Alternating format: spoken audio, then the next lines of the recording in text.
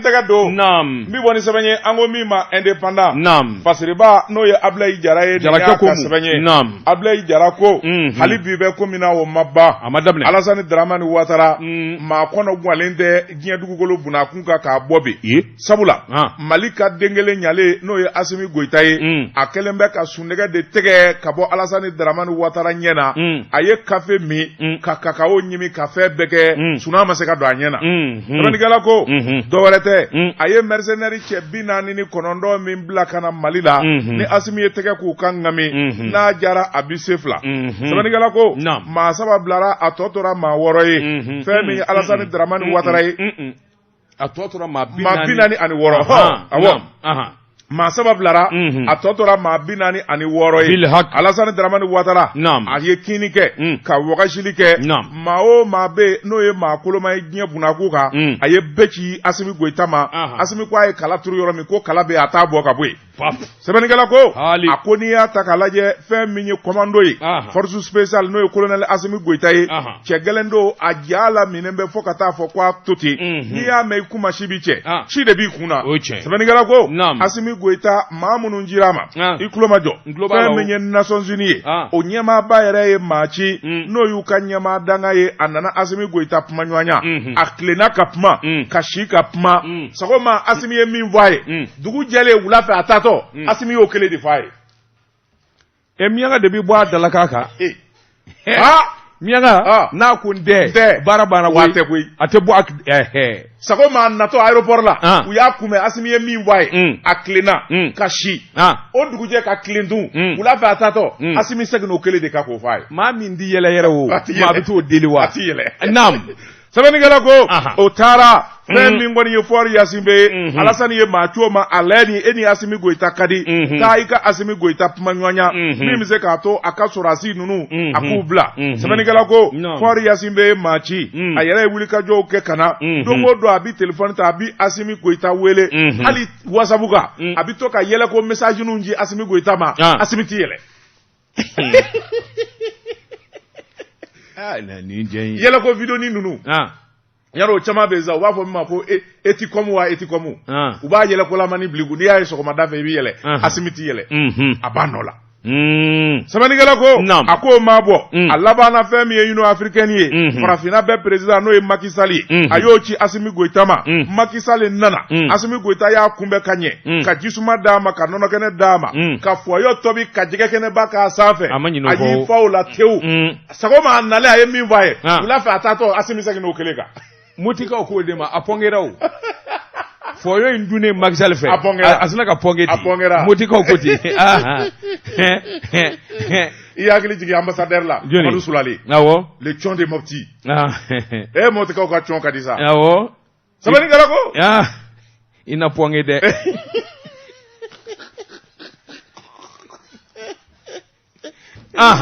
sɛbɛnnikɛla ko a ko n'i y'a ta k'a lajɛ fɛn min ye Alassane Dramane Ouattara ye Togo cilen kɔfɛ a ye Damiba ci ka na Assimi seginna kuma kelen kan Niger masakɛ ye maa ci ka na Assimi seginna kuma kelen kan Nigeria Mahamadu Buhari ye maa ci ka na Assimi Goïta seginna o kuma kelen kan an bɛ don min na ko bi Union européenne olu ye wulikajɔ kɛ ka na Assimi Goïta fɛ yen a seginna o kuma kelen kan diɲɛ bɛɛ nana Assimi ko kuma kelen subhanallah Alassane bi Mali bonya a bi yafa deli wa laban in na Assimi Goïta ko an ka maa minnu bɛ yen n'u bɛ ka Mali buruja n'u dogolen bɛ Alassane fɛ yen k'a k'u bila ka na Allah mun ne b'o di Assimi Goïta mun ne b'o di nka a ka yɛlɛbaliya in de bɛ maa siran ale ti yɛlɛ o nin yɛrɛ hɛrɛ mais c'est un commando orobo de don a ti yɛlɛ o e delila ka orobo yɛlɛ la ayi voilà il n'a pas de sentiment jamana ko dɔrɔn sɛbɛnnikɛla ko a ko min tɔ tora sa Alassane Dramane Ouattara ye a yɛrɛ bolilen bɛ ka t'i kalifa Nations Unies yɛrɛ o ɲɛmaaba la walasa a bɛ se ka Mali bolo tɔnɔmi cogo min na situation min n'a balannen bɛ Bamako ni Abidjan cɛ a fura ka sɔrɔ sɛbɛnnikɛla ko a ko dɔgɔkun furancɛ in na fɛn min ye Alassane Dramane Ouattara yɛrɛ ye a ye maa ci ONU ɲɛmaa ma o ma bɔ a yɛrɛ labanna k'a ka téléphone ta ONU ɲɛmaa min bɛ yen n'o ye Antonio Guterres ye a y'o wele a n'o kumalen bɛ a jigiba ka k'a fɔ fangaba min bɛ Nations Unies na olu bɛna Mali bolo tɔnɔmi Assimi Goïta a bɛ se ka cɛ 46 tɔ bila cogoya min na min bɛ se k'a to Alassane yɛrɛ hakili ka sigi sɛbɛnnikɛla ko a mana tigɛ da o da la Assimi Goïta ye cɛ gɛlɛn ye a hakili sigilen bɛ a ja minen bɛ sabula maa min bɛ kɔnɔni min n'o fa dara sugu la k'o tɔrɔ sugu la fɛn min kɔni ye waa ye o t'o wuli ka bɔ a nɔ la kunnafoni filɛ nin ye an ye min zalo ka bɔ indépendant kɔnɔ a ka bi bɔli la jɔnjɛ dun bi bɔ ni sɛbɛn ye sɛbɛn min n'u k'a ma le nouveau réveil o don Yohani Sodi k'a dɔn sɛbɛnni kɛba min ye wulikajɔ ni cɛsiri ye ɲɛ t'a laban nka n'a f'i ye o bi bɛn Yohani Sodi k'a dɔn wulikajɔ ni a bɔ dunkojugu jamana janfa ni sonyani ani bingani wale Yohani Sodi hali bi n'a ka bi dɔw t'a dɔn k'a fɔ nin banna Mali kɔnɔ de Yohani Sodi nin dakabana projet min n'u k'a ma ko a bɔ jigisɛmɛ jiri ala jigisɛmɛ jiri kɛra jigi waro jiri ye Yohani Sodi k'a dɔn Mohamed Ali Sakɔ ale de kun ye nin projet ba in coordinateur ye miliyari 30 ni kɔ min kalifara ma taa tila fandanw ni dɛsɛbatɔw ni ɲɔgɔn cɛ covid bana i k'a dɔn a kelen bɛ ka dugu labɔ mɔɔw t'u taayɔrɔ dɔn na wɛrɛ tɛ bɛɛ lajɛlen sigila Senzabara kɔnɔ nin ye dɛmɛ ye wa man kana lilayi kana lahu ka d'u ma sɛbɛnnikɛla ko i k'a dɔn awa min ye Mohamed Ali Sakɔ ye a ko payi ne bi fɛn min ɲini i k'a dɔn o de kun ye nin ye sɛbɛnnikɛla ko tuma min n'u nana wariba kule in da sabula a ko in kɛra waati min na avrikalo tile 10 san 2020 i b'a ye k'a fɔ wulikajɔw nana boloda ka jateminɛ kɛ diɲɛ jamana sɛbɛ bɛɛ lajɛlen nana dɛmɛ ta k'i ka jamanadenw sɛgɛrɛ covid ko gɛlɛya la journaliste Sodi k'a dɔn projet min n'u k'a ma ko a bɔ jigisɛmɛ yiri Mohamed sina ka jiri in gari k'a bolo kari o ma bɔ k'a sun yɛrɛ bɔ k'a da i k'a dɔn jiri yɛrɛ sara siɲɛ kelen a ko min ye ayiwa nafolo kasabi ye dɛsɛkalo tile 31 san 2020 min ye gouvernement ye ale wuli ka jɔ kɛ ni k'a ɲini jamana wagandeba fɛ trésor o ka wuli ka jɔ bolo da sabula jateminɛ kelen don maa minnu kelen bɛ ka degun ani ɲani sɔrɔ covid ko la i k'a dɔn ni taayɔrɔ tɛ nayɔrɔ tɛ baaraw tiɲɛnen bɛ u ka dɛmɛ o dɛmɛ kun bɛ tali kɛ ka ɲɛsin sabula sɛgɛsɛgɛli kɛra ka maa dɔw ɲini i k'a dɔn a ma hakɛ dadonna ayiwa o sɛgɛsɛgɛli de sɛbɛn wari min kan ka ci u ma k'i to i sigiyɔrɔ la Orange Money fɛ u y'o baara kɛ nin projet ba in a nana kalifa i k'a dɔn ayiwa Mahamudu Ali Sakɔ ma Mahamudu Ali Sakɔ ka kɔni don yɛrɛ ɲɛ i bɛ ka fanga na i k'a dɔn u delila k'a wele koyi ka tanuba ta k'a d'a ma k'a kɛ chevalier de l'ordre national du Mali journaliste Seydou i k'a dɔn maa caman bɛ nin banderi in ta ka da disi la maloya lebu sabula so do ŋanamu ma do binganikɛla do Yohani Sodi k'a dɔn fandanw ka wari ye e yɛrɛ bɛ se ka Ala minɛ cogo di k'i da baro la k'o sɔnsɔn a kɛra sɛbɛnnikɛla ko a ko sɔmi nana kɛ miliyari 40 ani kɔ o de dira a ma Yohani Sodi k'a dɔn vérificateur général o t'a ta dabila o de nana wuli ka jɔ bolo la kɔsɛbɛ na ka sɛnsɛnli kɛ ka taa sɔrɔ miliyari 30 min ye Mohamed Ali Sakɔ a kelen y'i da o ka ngami ŋanamu ani sonyani yɛrɛ kadara kɔnɔ sabula a ye kuma minnu fɔ a ɲininkalen i k'a dɔn awa kala ma se ka turu kuma ninnu kan a ko minnu kun kan ka taa Moti Sikaso ani dugu wɛrɛ la ka taa sɛgɛsɛgɛli kɛ wari dɔ bɔra ka di olu ma minnu kan ka jateminɛ kɛ wari bɔta ni awa nacogo la wari dɔ dira olu ma Yohani Sodi hali n'i y'o bɛɛ lajɛlen jateminɛ miliyari 30 ni kɔ cayara sɛbɛnnikɛla ko kuma dɔ la a tun bɛ min kɛ i b'o dɔn wa a bɛ se ka warimugu dɔ bila a kun ten miliyɔn 1 miliyɔn 2 Yohani Sodi k'a dɔn a bɛ taa dugu dɔw la i k'a dɔn dugutigi ni dugudenw jamanaden bɛɛ lajɛlen ye fantan ye n'i taara k'i bɛ taa wari tila olu ni ɲɔgɔn cɛ maaw tɛ girin wa maaw girin dɔ o photo ni o fɛnw Ala kana maaw ɲɛ ko Mohamed Ali Sakɔ kamalenba don koyi ni y'ale yɛrɛ de ya nanga ye ta a kelen bɛ ka chapeau ba dɔ nin don kɔbɔyi fugula bɛ min kunna nin don ni ye kɔbɔyi de nin don kɔbɔyi don ça c'est un kɔbɔyi c'est un grand escroc Yohani Sedi sɛbɛnnikɛla ko nin wari ni kaso donni yɛrɛ de manja hali dɔɔni kaso bonba sabula kaso bonba i k'a dɔn a habu R1 t'i da ye RD a sababu kɛ min ye a ye jamana jigi waro a ye fandenw jigi tigɛ Yohani Sedi k'a dɔn wari kan ka di minnu ma a y'a bɛɛ lajɛlen hɛrɛbu harabu nin kun ye sɛbɛn ye an ye min salo ka bɔ nouveau réveil kɔnɔ a ka bi bɔli la daba tungara ne bi n tɛgɛ don min bɔ ni sɛbɛn ye fɛn min ye fasiri sɛbɛn ye kɔfɛ n'a to a ɲini ni k'a f'i ɲɛna fasiri kɛba o ye la rédaction ye u ko fɛn min ye wulikajɔ ani cɛsiri ye n'a ma kɛ joona fɛn min ye i burankɛ ye Modibo Keita n'o ye sɛnɛkɛlaw ka minisiri ye Baba Tumanda Nawariba sɛbɛnnikɛla ko a ko n'i y'a ta k'a lajɛ ministre du développement rural n'o ye Modibo Keita ye i bɛ se ka taa so. Naam. Tu peux aller à la maison. Et pourquoi? Hali ni ma naamu na minɛ. Naam. I bɛ taa so. Naam. An bɛ jamana ko de la. Ayiwa naam. Sɛbɛnnikɛla ko a ko Modibo Keita fɛn min ye sɛgɛsɛgɛlikɛlaw ye n'o ye maa minnu bɛ yen n'u ka baara bilalen bɛ ka nafolo yɛrɛ k'a nɔfɛ gwɛ bureau du vérificateur général u nana rapport bɔ san 2018 2020 ka n'a bila 2021 na o y'i burankɛ sɔrɔ développement rural la wari minnu suyɛna nafolo minnu bɛ yen n'olu buru jara a dagosi bi t'i jɔ sefa wari miliyari 2 miliyɔn 300 ani kɔ i burankɛ y'o bɛɛ ti wuluku la. Sɛbɛnnikɛla ko a ko n'i y'a ta k'a lajɛ. Tu mélanges le journal là, j'ai regardé ça avant toi. Le DFM. C'est pas mon branquet, c'est le DFM. Mais ni ye jɔnni photo ye? Oui, mais c'est pas. Mais c'est la photo de qui? Non, c'est le DFM. C'est pas le ministre. Jɔnni photo filɛ nin ye? C'est pas le ministre. Mais photo in ye jɔnni ye? Il faut rendre solennellement ce que le journaliste a écrit. K'i k'a lajɛ sa photo in ye jɔnni ye? Mais non, c'est méchant hein. Mais bon d'accord, donc m'a kala tubabukan na, tu traduis en bambara. Merci. Je lis en français. Lis en français. Il va traduire bamanangan na. Traduit. Fidèlement. D'accord. Depuis un certain temps, le ministère que dirige Modibo Keita est dans la tourmente à cause d'une affaire ahurissante d'engrais subventionnés par l'État et non livrés aux producteurs. Traduis ça. Abi wati jambo ne burange Modibo Keita abi ministre so minguna ngana mu kuma kacha a ministre so la i ka do wuli ka jo bolo dale do nga ale ministre yere tede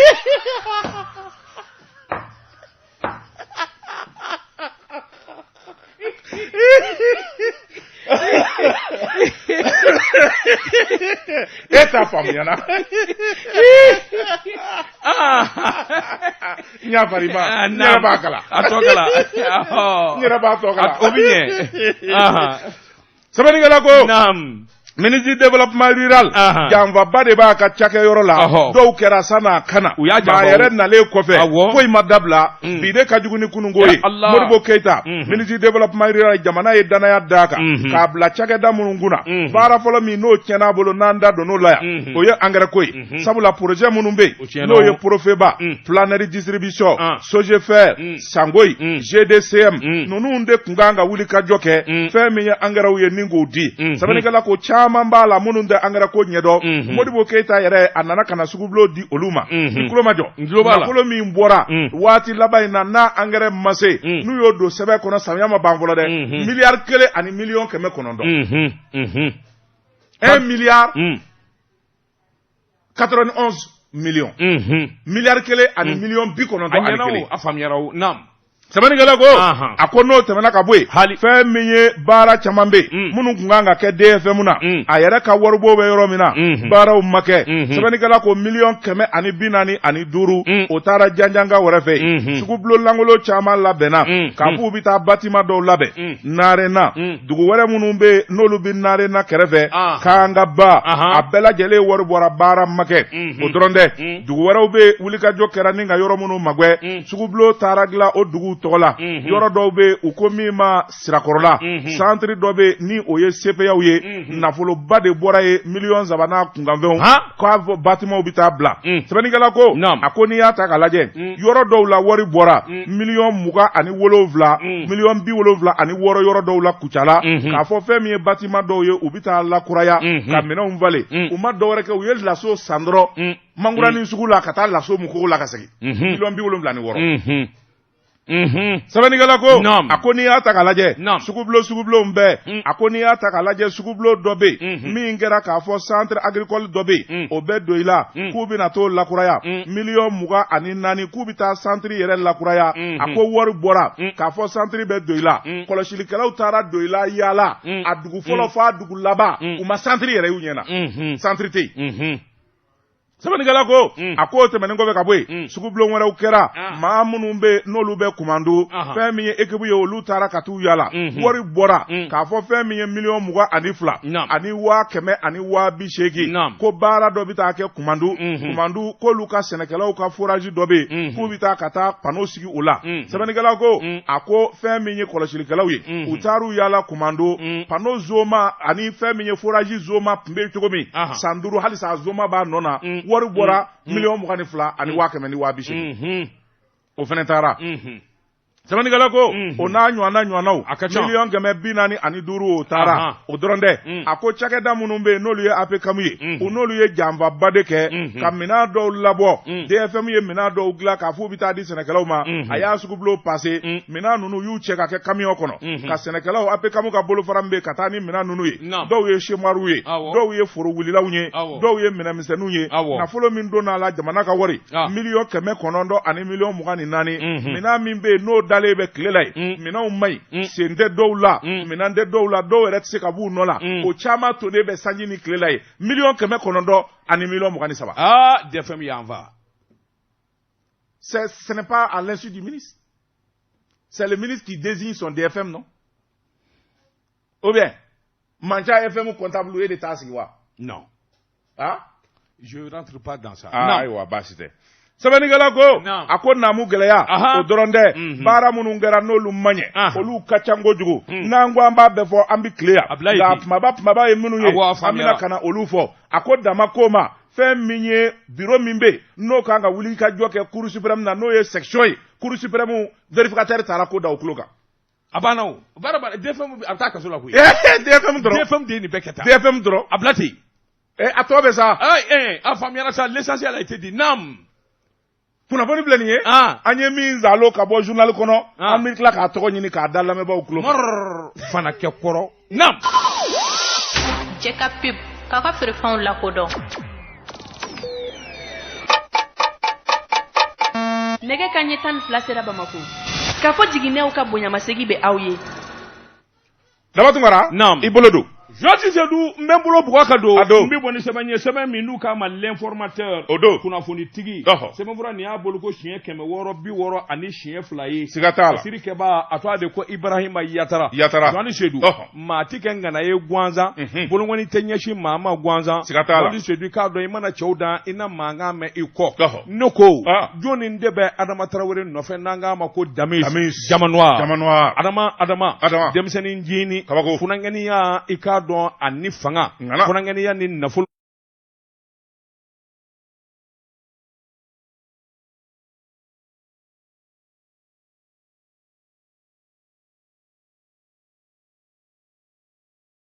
funangɛniya ani baara ɲɛdɔn Jɔni Seydou k'a dɔn n'olu ye ɲɔgɔn sɔrɔ i la bɛɛ i ka da la k'a fɔ mankan tɛ ban i kɔfɛ a ko n'o tɛ nin kamalen min n'u k'a ma ko Adama Jɔni Seydou k'a dɔn a ka wuli ka jɔ ni jateminɛ toit duman ani baarakɛ wale ɲuman min b'a bolo o de kelen bɛ ka sunnabaliya bila dɔw la Jɔni Seydou k'a dɔn minnu tɛ se a ta ɲɔgɔnna na saa kalo 12 ye n'u mɛn u na ŋunumunu dɔ wuli Jɔni Seydou k'a dɔn a tɛ tɛmɛ a don n'a dugusɛjɛ kan a ko sabula min ye Adama Tarawele Jamanoir k'a dɔn Jamanoir a ka wuli ka jɔ jamana in kɔnɔ o dɔnnen don san 10 ani san 8 i bi baara kelen kan k'a kɛ Jɔni Seydou i bi baara kɛ minnu ye olu bara k'i tanu i bara ka baara kɛ minnu ɲɛna olu bara k'i tanu i ni minnu bi baara kɛ olu bara k'i tanu o b'a jira k'a fɔ tiɲɛ b'i ka ku la a ko min ye Adama Tarawele Jɔni Seydou k'a dɔn n'i ye an ka jamana a lakana bolo ta k'a lajɛ n'o ye sécurité kabini san 2002 Jɔni Seydou fo ka n'a bila bi la u ka fini donda sutati donda gilet pare-balle Jɔni Seydou k'a dɔn a ka can n'a y'i diya a fɔ équipement multiforme Jɔni Seydou k'a dɔn cɛ ta ni muso ta a bɛ nin de ta ka na di a b'an ka lakana tigilamaaw ma k'a daminɛ Jɔni Seydou k'a dɔn gendarmerie polisi garde nationale i k'a dɔn ka taa bila fo lakanabaa fɛn o fɛn bɛ yen Jɔni Seydou k'a dɔn bɛɛ lajɛlen bɛ tɛmɛ a ka sira fɛ a ko n'i ye Adama ta k'a lajɛ kamalen yɛrɛ i bɛna ɲininkali k'a yɛrɛ la i t'a dɔn ka sababu kɛ min ye a bɛ baara kɛ a min ye hakilisigi ani cɛsiri Jɔni Seydou k'a dɔn i ye fɛn ta k'a di siɲɛ 1 siɲɛ 2 nka san 18 o b'a jira k'a fɔ jɔ ko ale bara ka baara min kɛ a ɲɛ dɔnnen don sɛbɛnnikɛla ko dɔw b'a jalaki ko société caman b'a bolo ne dɛsɛlen don baara la ne dɛsɛlen bɛ ka société kelen sigi sen kan min bɛ se ka société 40 sigi a n'a sigi dɛrɛ Jɔni Seydou n'a bɛ baara ɲɛdɔn ka ban minɛn ma jɛngɛ a bolo a ma kele ko a bolo a ko Adama min ye Jamanoir a ka wuli ka jɔ ni cɛsiri jamana in kɔnɔ Jɔni Seydou k'a dɔn a dɔnnen don a bɛ minɛn ta k'a feere minnu ma ma deli k'a f'i ye n ko polisiw de delila k'an wele a nana ni gilet pare-balle dɔ ye k'a d'u ma sani a ka livrer min bɛ kisɛ kunbɛn sani a ka livrer a ko non essayement ka taa kɛ a bɛ k'ale de la bilahi lezi a yɛrɛ ye gilet don ka marifa ci a la a ye gilet don n'u ye mugu in wulila yɔrɔ kamalen fɛn kamalen don kisɛ fanga ni mugu fanga a surula duguma dɔɔnin a binna parce que pression bɛ kisɛ la a fiɲɛ ka bon u ye rafale wuli a la ka taa wula k'i jɔ a bɛ taama muɲa o juillet de b'an ka mɔgɔw bolo tamis ni k'i ti fara la i tɛna fara i yɛrɛ la i bɛ fara la nin kun ye sɛbɛn ye a ɲɛ min zalo ka bɔ l'informateur kɔnɔ kunnafonitigi daba tɔgɔ ne bɛ n tɛgɛ don n bɛ bɔ ni sɛbɛn ye an ko min ma le 4